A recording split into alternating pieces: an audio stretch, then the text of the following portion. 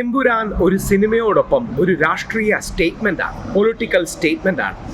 ഇതിൽ ഇടത് വലത് അനുകൂലികൾ അങ്ങോട്ടും ഇങ്ങോട്ടും ഫൈറ്റ് ചെയ്യുന്നത് സ്വാഭാവികമാണ്.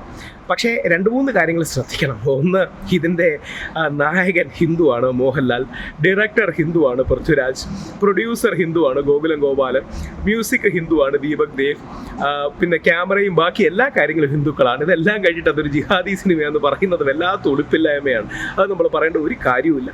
അതിശക്തമായ രാഷ്ട്രീയ പ്രമേയങ്ങൾ ഇതിൽ അവതരിപ്പിച്ചിട്ടുണ്ട്.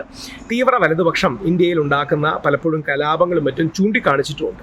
അപ്പോൾ അത് ഇനി 2 തീവ്ര ഇസ്ലാമിസ്റ്റുകൾക്കെതിരെയും അതിശക്തമായി പറഞ്ഞിട്ടുണ്ട്. നമ്മുടെ രാജ്യവിരുദ്ധരായി പലപ്പോഴും നമ്മുടെ മുസ്ലിം യുവാക്കളെ വഴിതെറ്റിക്കാൻ പാകിസ്ഥാനിലെ ലക്ഷറി തോയ്ബ അടക്കമുള്ളവർ കോപ്പ് കൂട്ടുന്നു എന്ന കാര്യവും ചൂണ്ടിക്കാണിച്ചിട്ടുണ്ട്.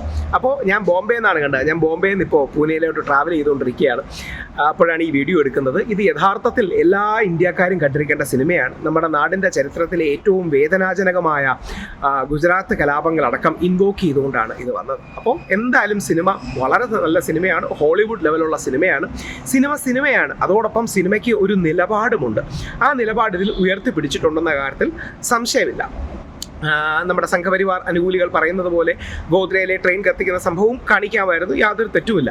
അപ്പോൾ ഈ ഗംഭീര പെർഫോമൻസുകളാണ്. ഇത് എമ്പുരാൻ യഥാർത്ഥത്തിൽ 2026 എലക്ഷൻ ടോൺ സെറ്റ് ചെയ്യുമെന്ന കാര്യത്തിൽ സംശയമില്ല. IUF എന്ന് പറയുന്ന, അല്ലെങ്കിൽ PK രാംദാസ് എന്ന് പറയുന്നത് മഹാത്മാഗാന്ധിയും നെഹ്റുവും കൂടെ ചേർന്ന ഒരു വ്യക്തിത്വമാണ്. കോൺഗ്രസ് രാഷ്ട്രീയത്തെ ശക്തമായി വിമർശിച്ചിട്ടുണ്ട്. കഴിവില്ലാത്തവർ വരുന്നു, സർനെയിമിൻ്റെ പേരിൽ, അല്ലെങ്കിൽ അച്ഛൻ ഇന്നയാളായതുകൊണ്ട് മാത്രം വരുന്നു, അങ്ങനെയും പറഞ്ഞു. അപ്പം ബാലൻസ്ഡായി എടുത്തിട്ടുണ്ട്. ഒരു ഭാഗം മാത്രം കണ്ട് നമ്മൾ വിരൽ പിടിക്കേണ്ട കാര്യമില്ല. സിനിമയുടെ പ്രമേയം അതിശക്തമാണ്, വളരെ മികച്ചതാണ്. എമ്പുരാൻ കേരള സിനിമയെ പാൻ ഇന്ത്യൻ തലത്തിലേക്കും ലോക തലത്തിലേക്കും ഉയർത്തുന്ന കാര്യത്തിൽ യാതൊരു സംശയവുമില്ല.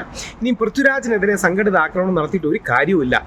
പണ്ട് രാജപ്പൻ എന്നും ഇപ്പോൾ ലാലപ്പൻ, ഇപ്പോൾ മോഹൻലാലിനെ അല്ലാൽ എന്നൊക്കെ ഇനി വിളിക്കുമായിരിക്കും. ലാലപ്പൻ എന്ന് വിളിക്കുന്നതിൽ അർത്ഥമില്ല. മോഹൻലാൽ കഥ അറിയാതെ ചെയ്യൂ.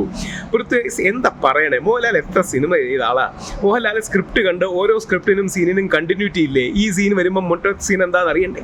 അപ്പോൾ ഗുജറാത്ത് കലാപത്തിന് സായിദ് മസൂദിന് വേണ്ടി പ്രതികാരം ചോദിക്കുന്നത് ഒരു എമ്പുരാനാണെന്നുള്ളതിൽ യാതൊരു തെറ്റുമില്ല എന്നുള്ളതാണ് എൻ്റെ സത്യം. ഇനി കൗണ്ടർ സിനിമകളും ഉണ്ടായിട്ടുണ്ടല്ലോ. തീവ്ര വലതുപക്ഷ സിനിമകളായ കേരള സ്റ്റോറി, കാശ്മീർ ഫയൽസും ഒക്കെ ഉണ്ടായിട്ടുള്ളൂ.